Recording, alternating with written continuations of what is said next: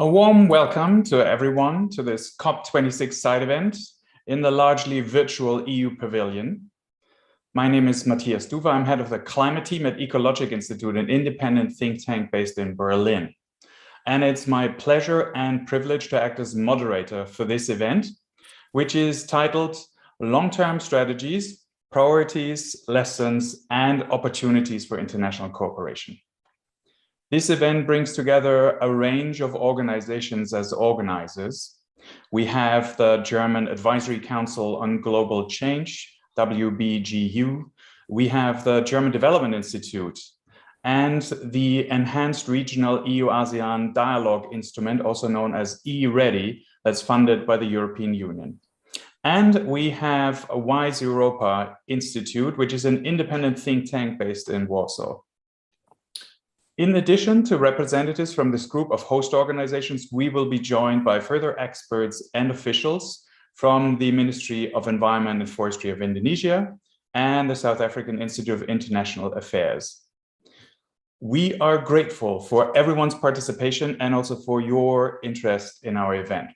So before we get going, let me briefly explain what we have in store for you.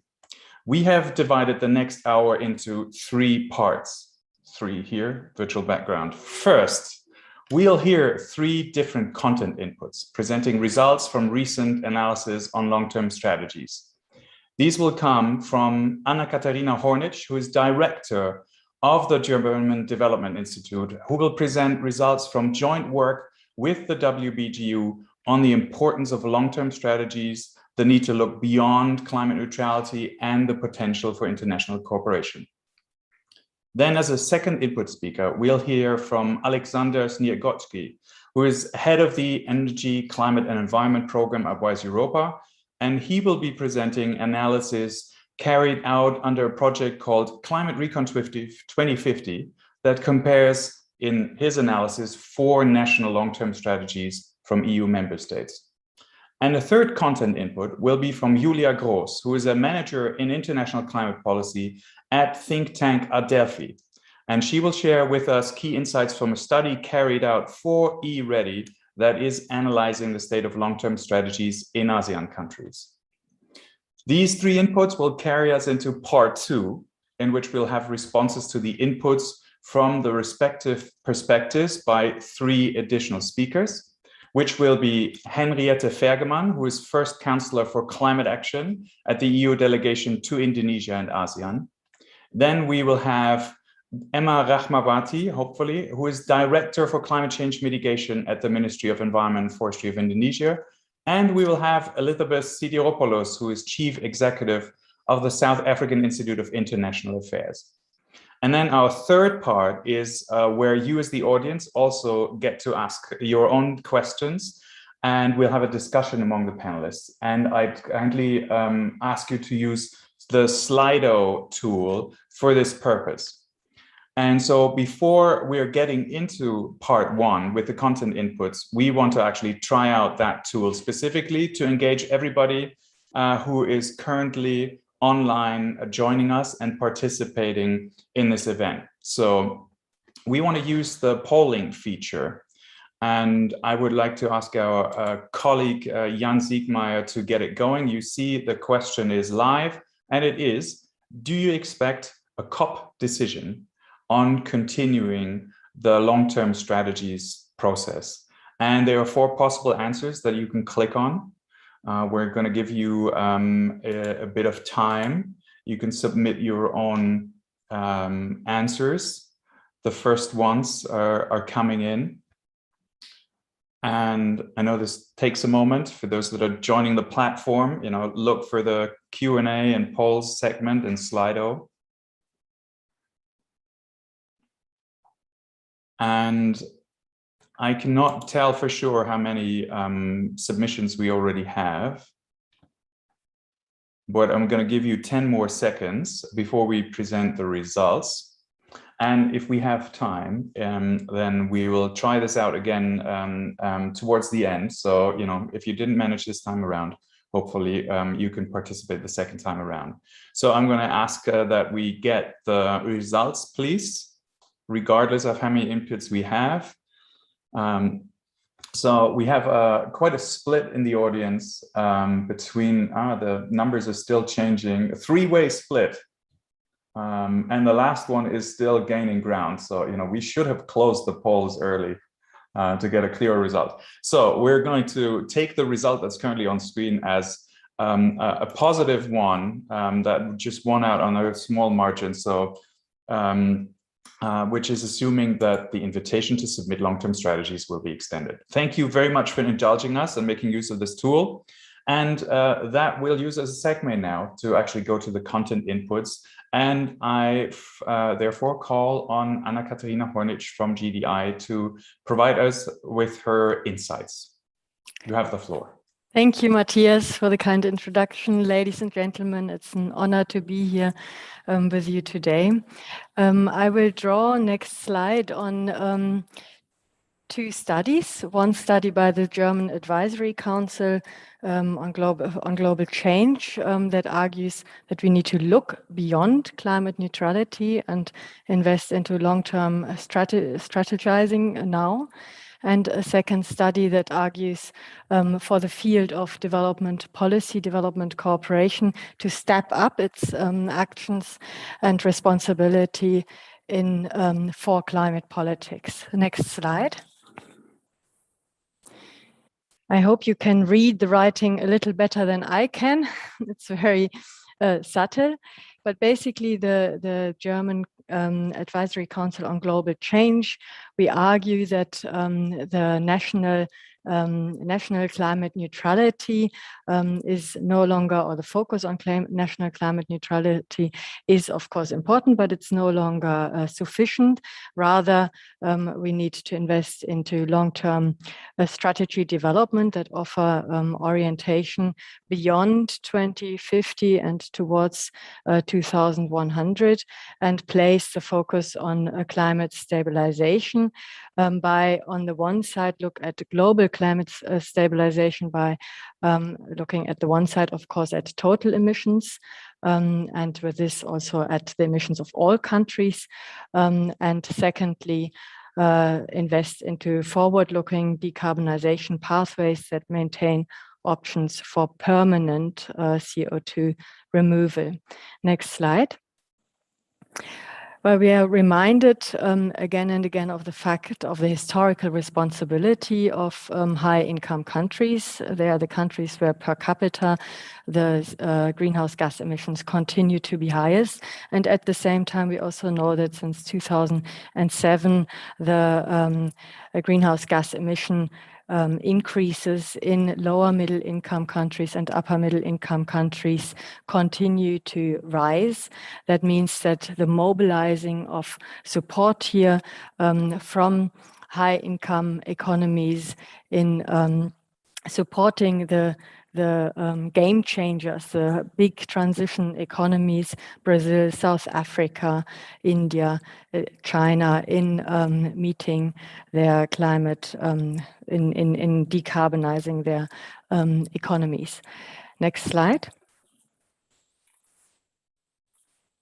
When we then look at the fields for action, we know that greenhouse gas emissions are especially highest in the energy sector, in the industry sector, also in waste, as well as in agriculture and forestry. But in agriculture and forestry have remained constant since 1990. And if we then ask ourselves what has to be done in terms of long-term strategizing, next slide. Next slide, please. The German Advisory Council on Global Change argues for, on the one side, phase out fossil fuels, that's clear, then strengthen the biosphere and invest today already in reflected strategies for CO2 removal.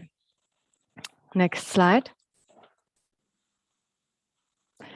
In doing this, we argue that the COVID-19 stimuli packages have to be mobilized, have to be used for enabling the transformation towards decarbonizing our economies and social systems. We here have a situation where the world mobilized $16 trillion globally for stabilizing our financial systems, our social systems. 14.9 trillion were mobilized in the G20 countries. So we here see a substantial discrepancy between high income, middle income, and low income countries in the ability to stabilize their economies. And we also observe that of these 14.9 trillion mobilized by the G20 countries, 30% are invested in climate relevant sectors, but only 1.8 trillion in green, basically mobilized for facilitating the green transition or the transformation of our of the climate relevant sectors that I pointed to before, in a way that decarbonization of our economies is processed. And of course, we here on the one side see a further and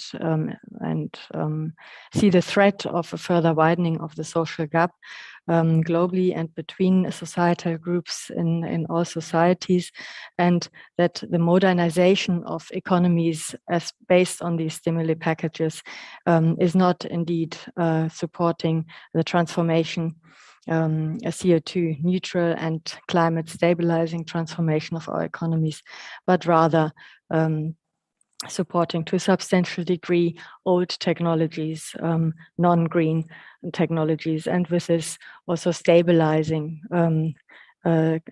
climate change contributing sectors. Next slide.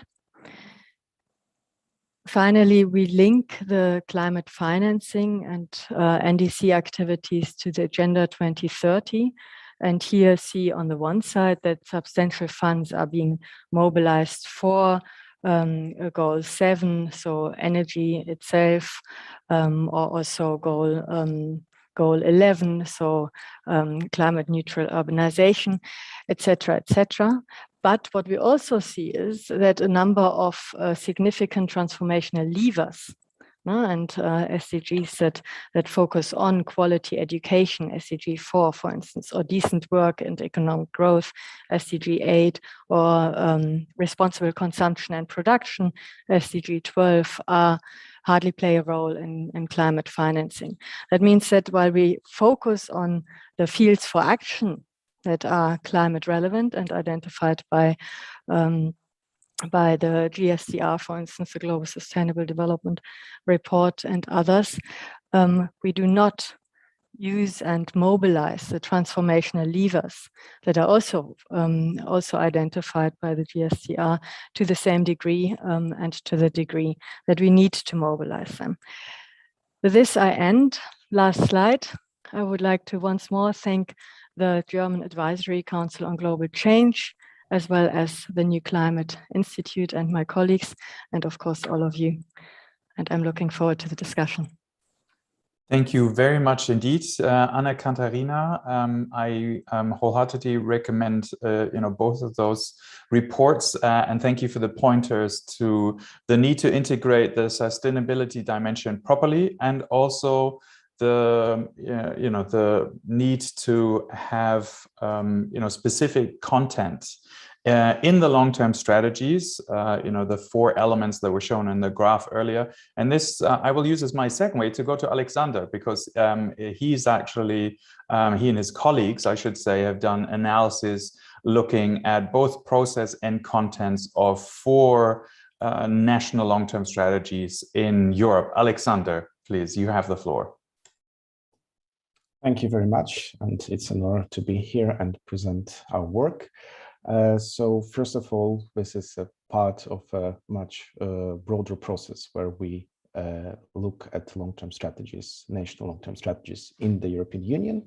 And on the next slide, you can see the current setup of the project, which is a part of a longer multi-year process when we started looking at the national preparations of long-term strategies already a few years back, before there was the European Union-wide framework to do that. And now as we are already at the point where most of the countries have prepared in line with the EU governance regulation their documents. We are taking a step back. We're reflecting on what we have learned, and here we are focusing especially on the central eastern part of Europe with excellent partners from across the region, covering Baltic states, Visegrad Group, Romania, Bulgaria, Slovenia, and overall the whole region. And throughout the years, we have been supported by European Climate Initiative and European Climate Foundation, allowing us to carry out this work. On the next slide, you can see how this work was carried in practice before the COVID times. So this was not only analytical work, but also a lot of exchanges, which allowed us to discuss the ongoing process with policymakers, with people engaged in modeling, preparation of analytical inputs, which now allows us to look at the documents and then come back to the key stakeholders to reflect where are we and what we have to do. Mostly now in webinar forms, but we hope that soon we will meet again once more with all the post-it notes and exchanges during the table. And in the next slide, just focusing on this assessment. This is the first part of our assessments, focusing on 4 countries: Czech Republic, Slovakia, Hungary, and Poland. So first of all, looking at where we are today. And the first thing which already is visible, that there is a significant differences in terms of both timeline and scope of strategies and the extent to which we adhere to the governance regulation set up by the European Union. So we can see that compared to the national climate and energy plans, which had much more detailed guidance, the LTS have much more divergent timelines, adoption dates, and also structure.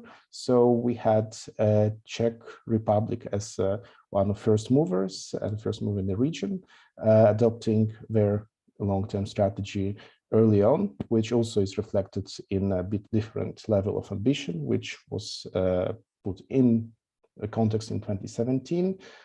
Slovakia was a country which was in line with the timeline set in regulation and had to adjust its text to include the climate neutrality objective, and it's also included in the text of the strategy, while Hungary took a bit more time to develop a more extensive document which addresses climate neutrality issue in more detail, while Poland is still developing its document, it's finalizing its draft, and we expect it to be available soon when it shows its pathways towards realization of the EU-wide goal.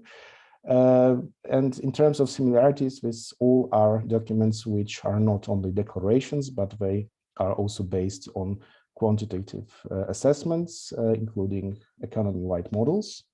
And on the next slide, please, you can see the different use of targets. So while targets for 2030 appear in all the strategies, including sectoral or policy-specific targets, we see that all the countries in the region chose not to translate climate targets to more specific renewables or energy efficiency targets for longer term.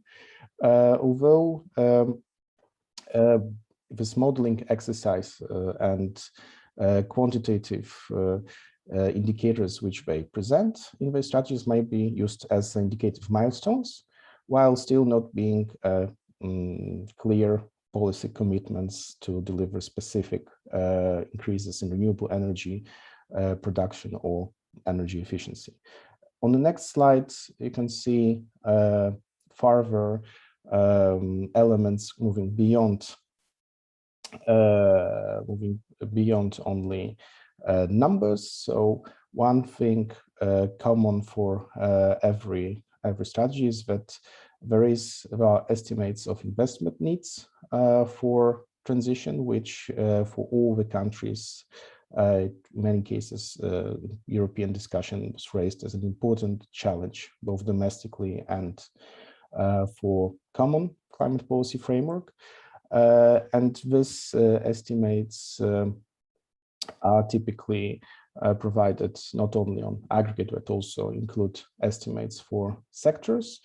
Then for financial part, how to finance, there is mostly focus on broad discussion on European funding possibilities, with less details on how to complement it with domestic possibility of domestic instruments.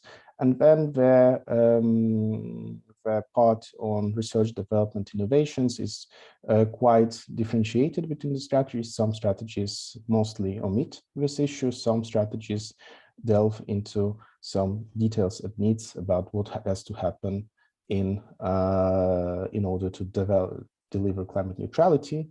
For socioeconomic assessment, so how the strategies affect economic indicators, there's also a difference in details of coverage, with most comprehensive discussion for presented in strategies, which came the last at the moment. For this, in this part, the final thing is that there's a limited detail on how to counteract potential negative distributive impacts, and how can the transition be managed in a more orderly way, which is a space for improvement. On the next slide,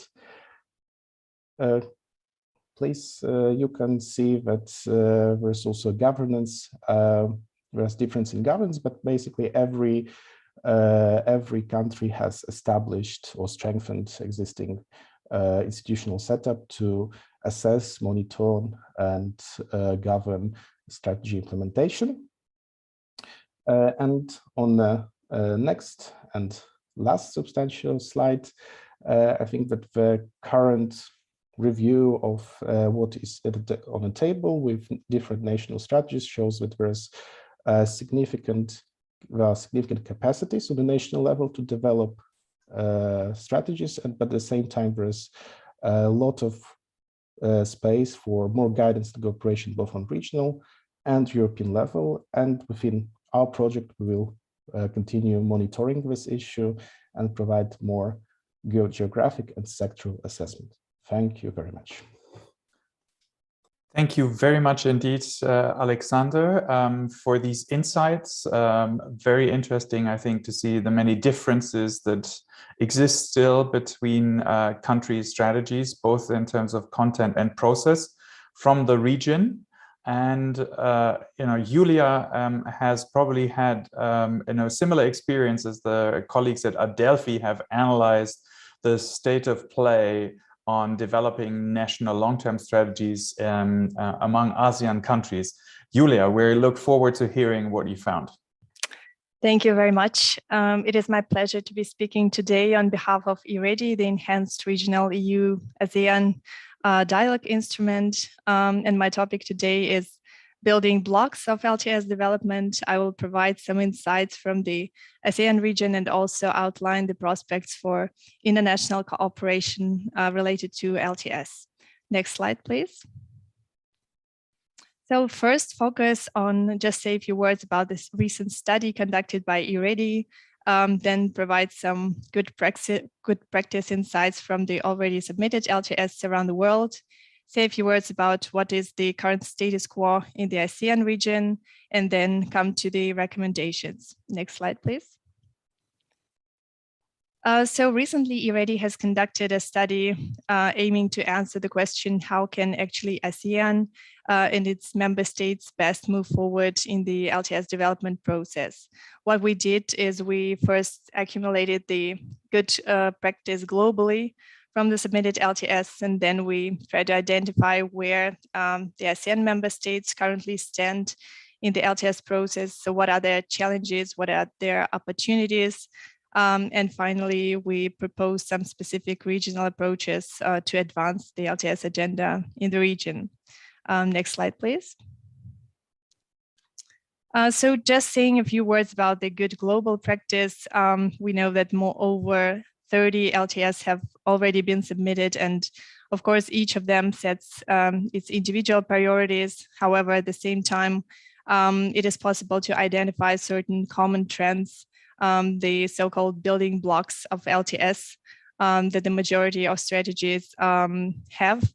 And those are in particular, for example, the political vision, and the high-level objectives of the LTS, then the underlying scenarios and the modeling exercise.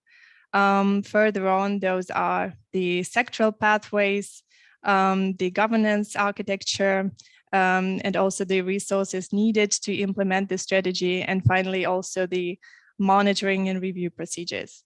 And also some common patterns can be identified in the way how the countries actually develop the strategies.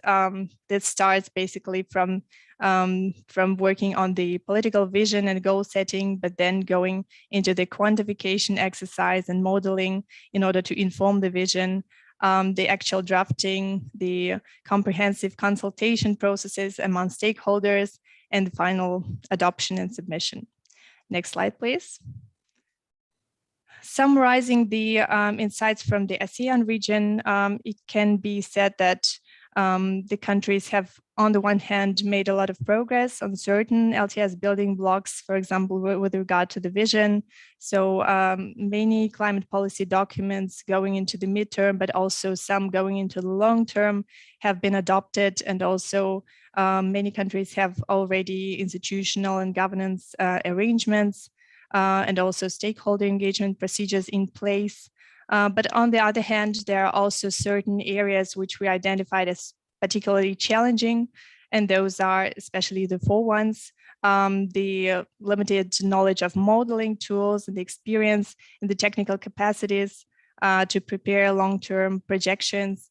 Then secondly, the data availability and the quality of the data necessary to build the basis for the long-term strategy. Third, those are the technical and financial constraints to actually implement the proposed policies and measures. And finally, the challenge to ensure the acceptance of the LTS by the whole of society. Next slide, please.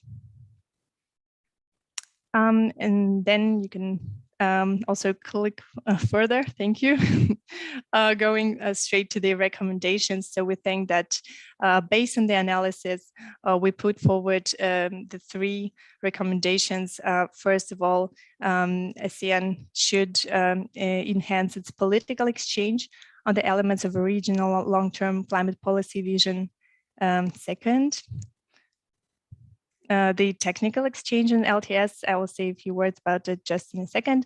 And third, the new LTS focus should be added in ASEAN existing cooperation on selected topics. Next slide, please. First of all, regarding the political exchange, it would be advisable to agree on general sectoral pathways for ASEAN, of course, without agreement on the very particular quantified goals. With an aim to answer the question, where does the region actually want to be in the long-term perspective in terms of its economic and social development, taking into account the climate change risks? What kind of sectoral transformation is necessary for that? And what kind of benefits will long-term low-emission development actually bring to the region? Next slide, please. So secondly, with regard to the technical exchange in LTS, it can focus on four particular areas. So the first one would be the focus on modeling and the feasibility and impact assessment that could inform the LTS development. So countries could basically share their experience, and also the countries that have already submitted LTS could also provide their insights. Secondly, exchange among the experts regarding the databases for LTS development could be a second option. For example, the regional trainings for data providers could be organized. The third line of cooperation could be the technology and innovations related cooperation to share the experience and the availability of particular technologies that will be key to achieve the LTS goals. And finally, the exchange on how the LTS development process can actually be advanced and better organized. And next slide, please.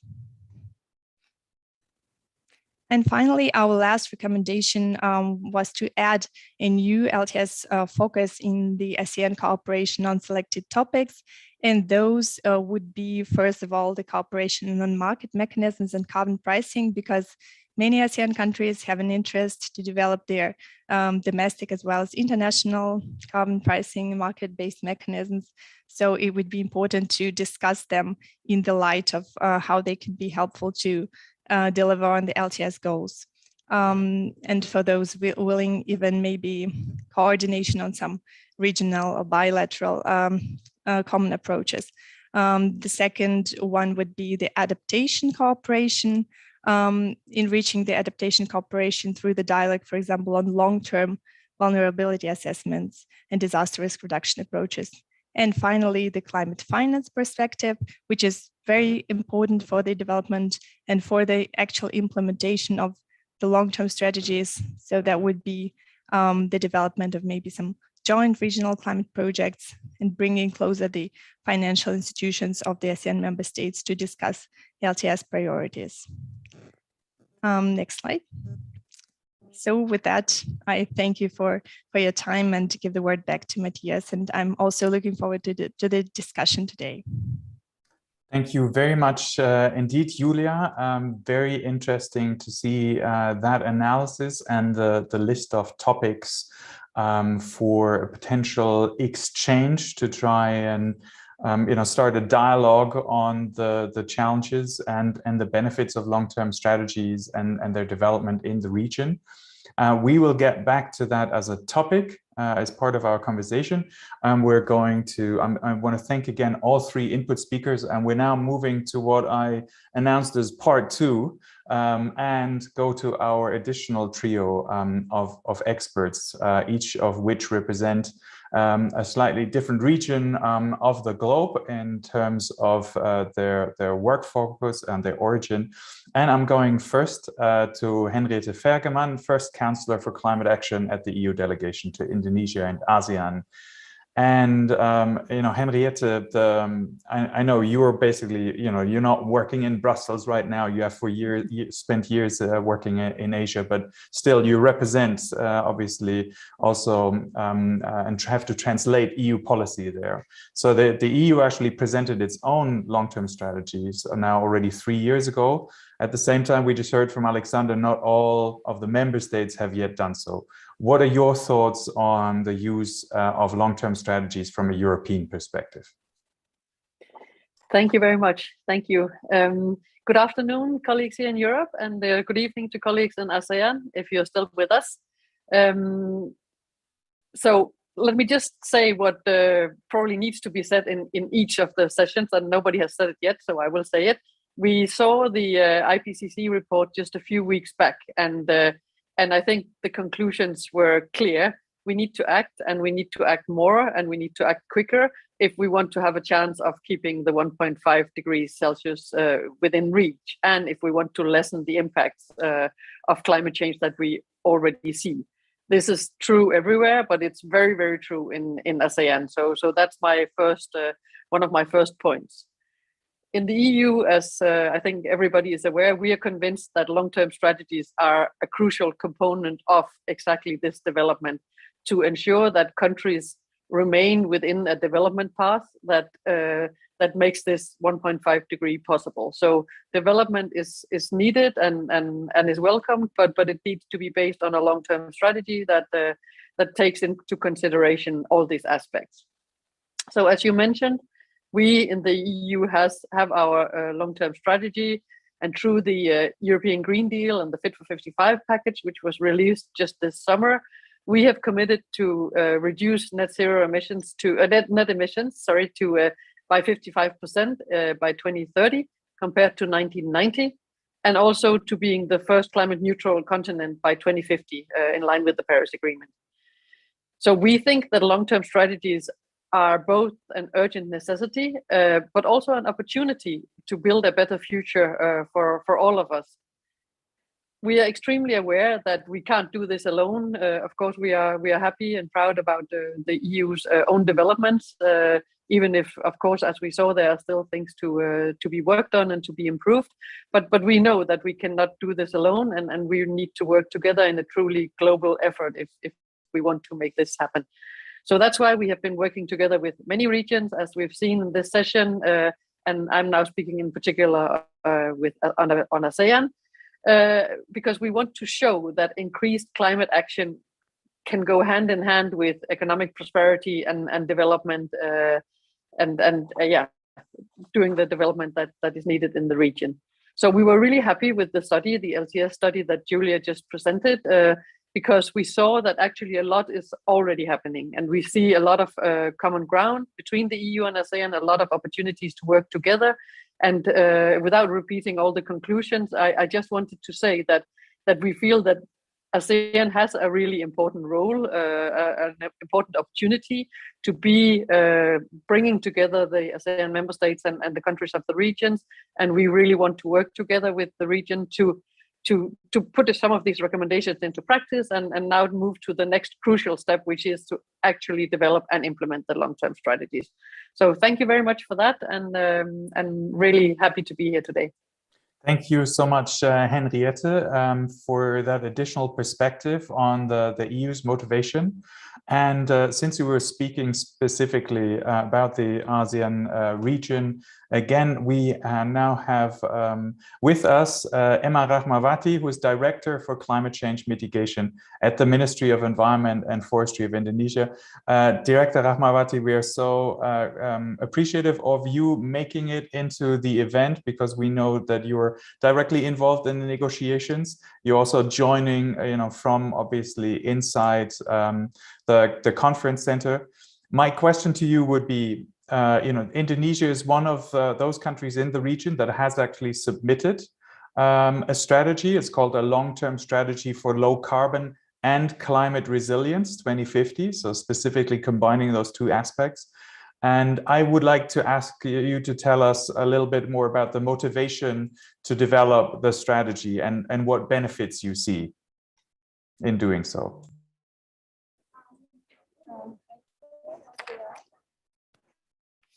Could you hear me clearly? Yes, we can. Thank you.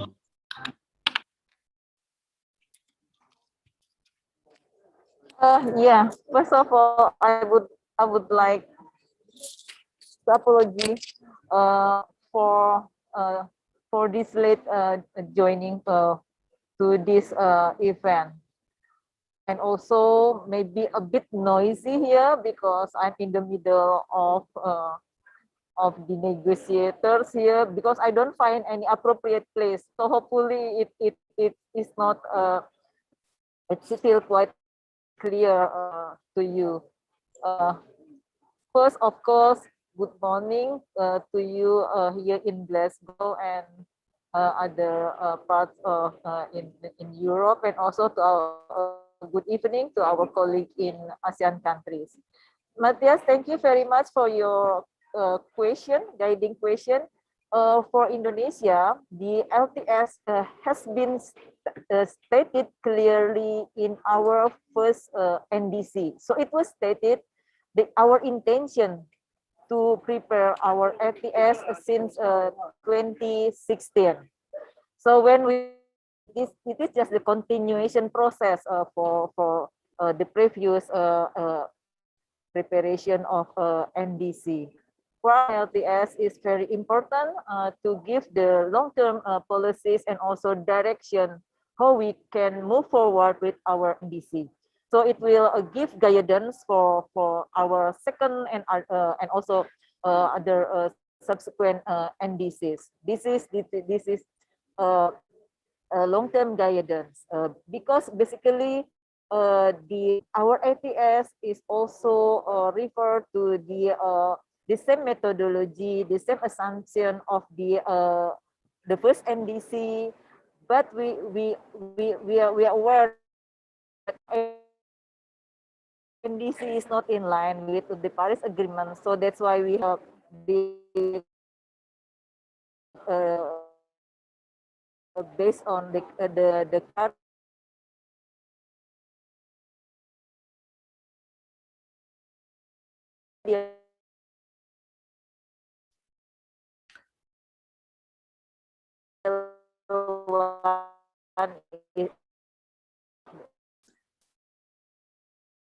Director Rahmawati, we lost the audio for a short moment. The Paris Agreement low carbon climate resilience compatible with Paris Agreement, the most ideal scenarios.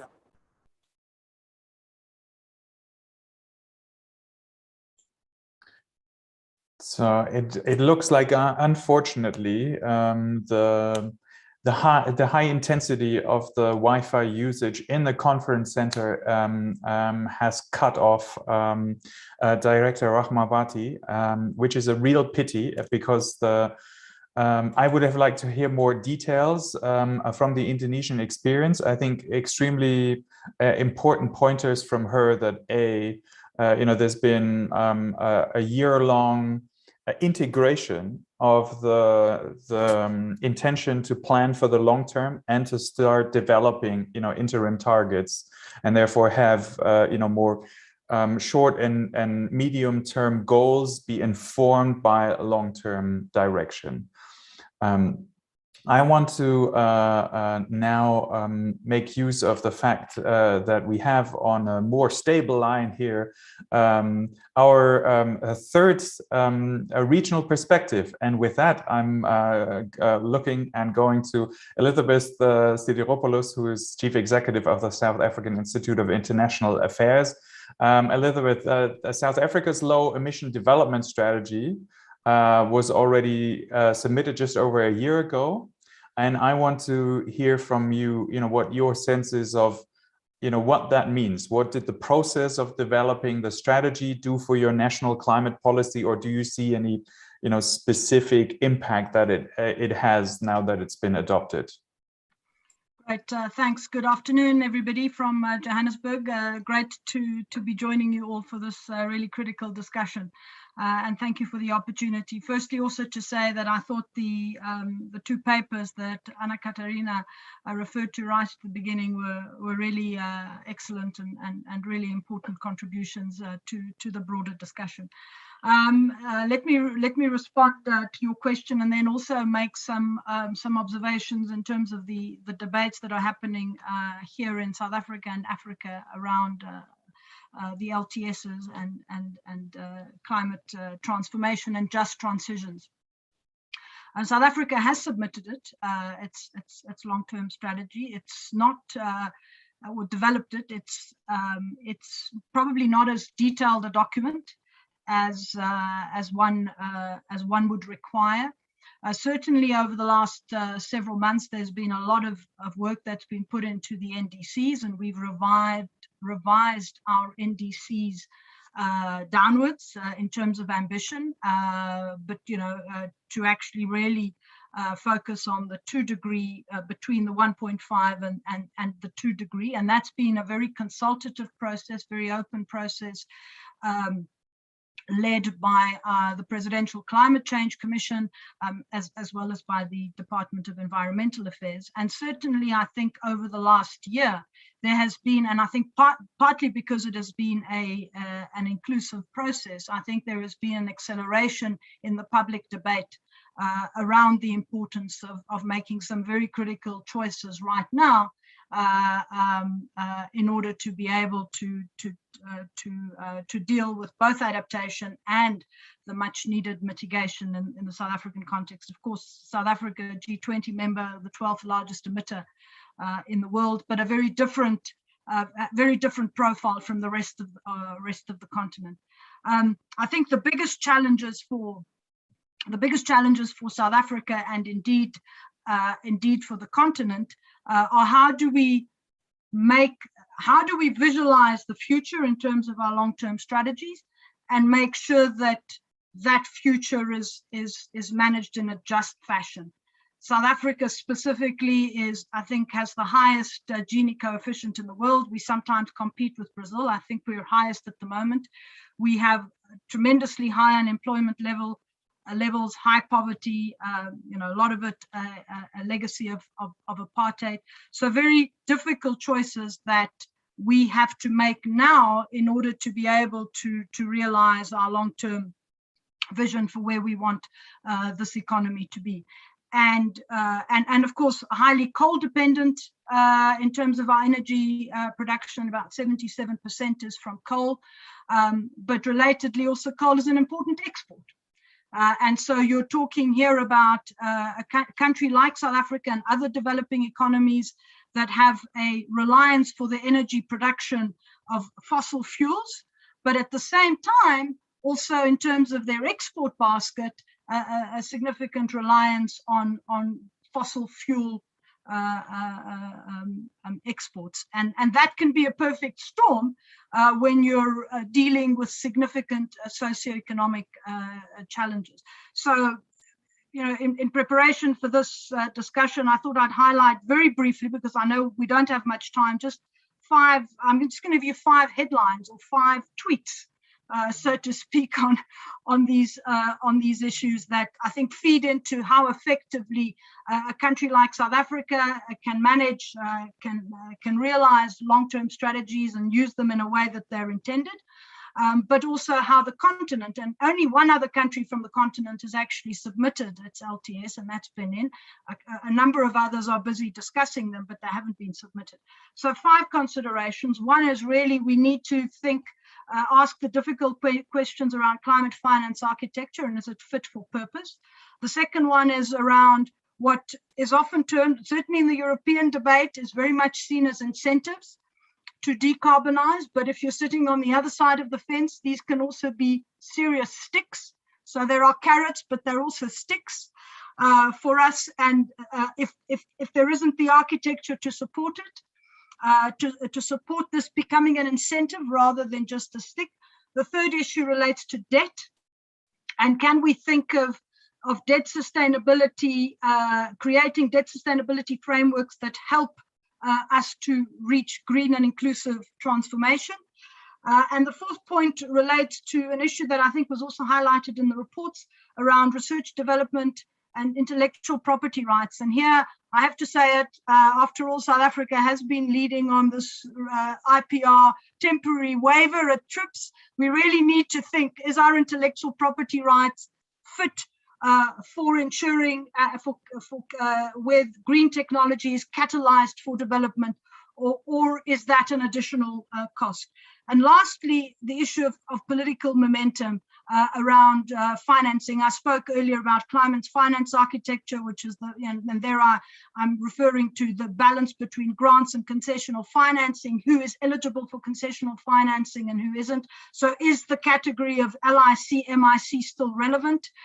Do we need to look at it more through the prism of climate change vulnerability?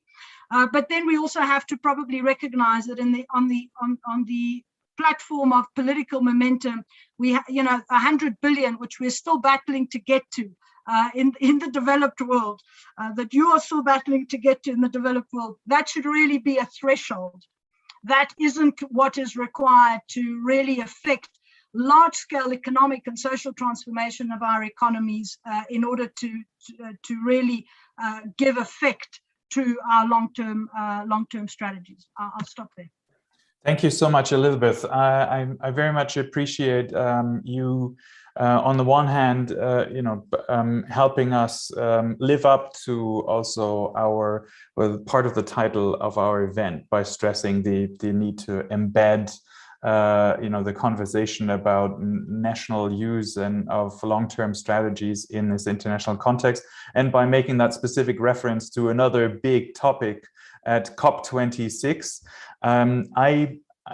In terms of time, since we're basically just over 10 minutes that we have left, I I'm between a rock and a hard place as to what we focus on. And since we promised our participants that are live that they could ask questions, and actually they have done so, I would now propose that we actually take the 2 top voted questions, and that we're going to pick those. They are somewhat related, so maybe we can do them as one round. We have, on the one hand, what governance frameworks do you think could help align long-term strategies and their ambition with shorter-term action planning and policy making? We had that specific example from Indonesia, where that's clearly integrated in helping set targets. And then a related question is, how about making these targets legally binding? And basically, a number of countries have chosen national climate laws for this purpose. So I would offer, since also Director Rahmawati is not with us, I would offer the general possibility of answering to any one of you expert speakers at this event. But I would start with Henriette, if that's okay. And so you can pick where you would to put your emphasis, whether it's on general governance frameworks or the legally binding dimension. Henriette, please. Okay, thank you very much. Maybe I can have a little go at both. Obviously, the EU has chosen to make our LTS and our whole climate framework legally binding. So I think that replies to where we stand on this issue. But again, each country has to do what fits their situation the best. The reason why we think it's useful is that it gives a very, very clear signal to the market, to investors, to financiers, to the industry who are developing technologies and so on. So we feel that is useful. It's something that our experience has shown in many other policy areas. So a clear preference for that from our side, and a recommendation for those who find it useful. Then in terms of governance framework, I think it was nice, the little bit we heard from Indonesia. Obviously, it's also a key work stream for me to look at these kind of things. And in terms of just coming back to my point about what a regional organization like ASEAN can do, ASEAN is in many ways similar to the European Union, and to have 1 or 2 countries that that have gone a little bit further ahead and have the opportunity to share this inside a kind of a governance framework like ASEAN, I think can be something that can be very useful. So again, individual countries choose their own governance frameworks and so on, but I do believe that there's really a lot of opportunities for cross learning and shared lessons. So yeah, thanks. That's all for me now. Thank you very much, Henriette.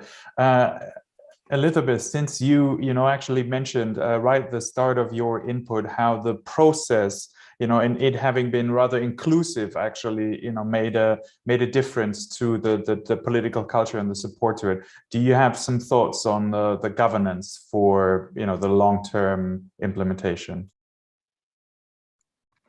So just a very short remark. I think clearly inclusivity, participation is very important, and you need to incorporate them into any governance framework. And let me use an example from another African initiative, like the African peer review mechanism, which really is about governance frameworks, not specifically talking to climate change, which actually is a voluntary process, but where any country that joins actually has to have a participatory conversation, civil society, business, government, on the governance challenges and gaps and so on. So that's very important. The other thing that I think is very important is that, a lot of these problems are regional.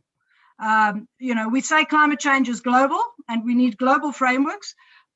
We need national frameworks, but I think very importantly, we also need to build up at the sub-regional level, talking about ASEAN in our own region, SADC and the AU, and the AU is currently working on its climate change strategy. It is important that the national, so that we create a governance framework where the national actually also speaks to the regional, because they are so interconnected. Just on the point about legally binding, I think, again, that depends on on particular circumstances. I think the EU approach is to drive it that way. I think there are so many issues that need to be addressed in developing countries that are part of the building blocks that would need to be in place before one could, I think, look at that as legally binding. And I think some of those building blocks are also the points that I alluded to in my earlier remarks.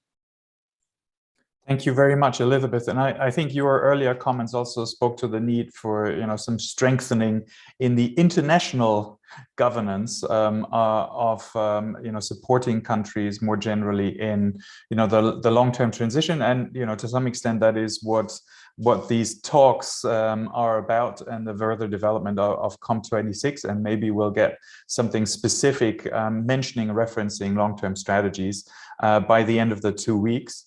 I just want to add that for those interested, disclaimer, self-promotion alert on national climate framework laws and climate governance aspects. There are additional relatively recent reports also from Ecologic Institute that I can recommend, because I have contributed to the authoring.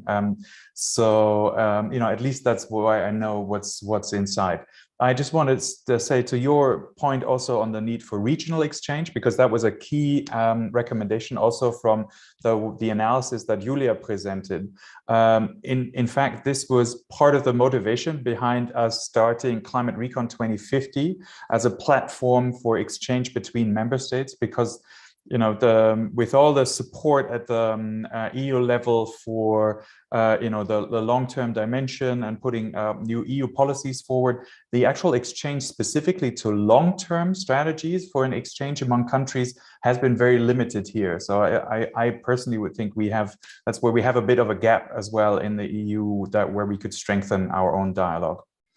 I want to also I'll ask Anna-Katarina Hornic to come in specifically, because reference was made to your work again and to the need to integrate the sustainability dimension. Anna-Katarina, please. Thank you, Matthias.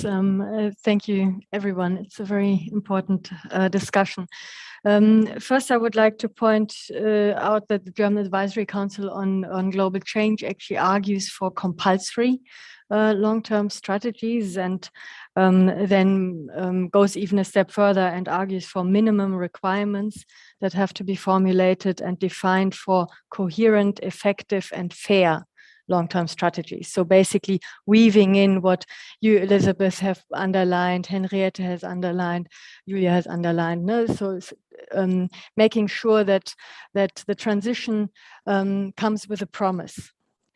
And the carrot versus stick, you said, yes, becomes actually not just a carrot, but no, I think that's very important. We have to also offer a positive perspective of sustainable futures. And with this, the link to the Sustainable Development Goals, to the Agenda 2030 here is underlined once again. We have the Sustainable Development Goals Summit coming up in 2023, which I think is a crucial moment in September 2023 for remobilizing also for an agenda that brings together ecological, climatic, as well as social and economic goals, and aims at the interlinking, that calls for inclusive, because there was a question on governance frameworks, inclusive governance mechanisms. And I think that is even more underlined today, where we see polarization processes, also autocratization processes unfolding in many world regions, but also between many social groups, and that points us to the relevance of social cohesion and assuring that the transition is socially just and brings along everyone. I would love to say something much on the science system, but I Yes, think the time Anna is up. Katarina, I hate to interrupt you I there, realize. but we're simply running out of time for the event as a whole. We have scratched on the one hand at the surface, but I think managed to put in a number of highlights, and I hope the audience was able to take specific takeaways from the input presentations and the additional thoughts from the regions.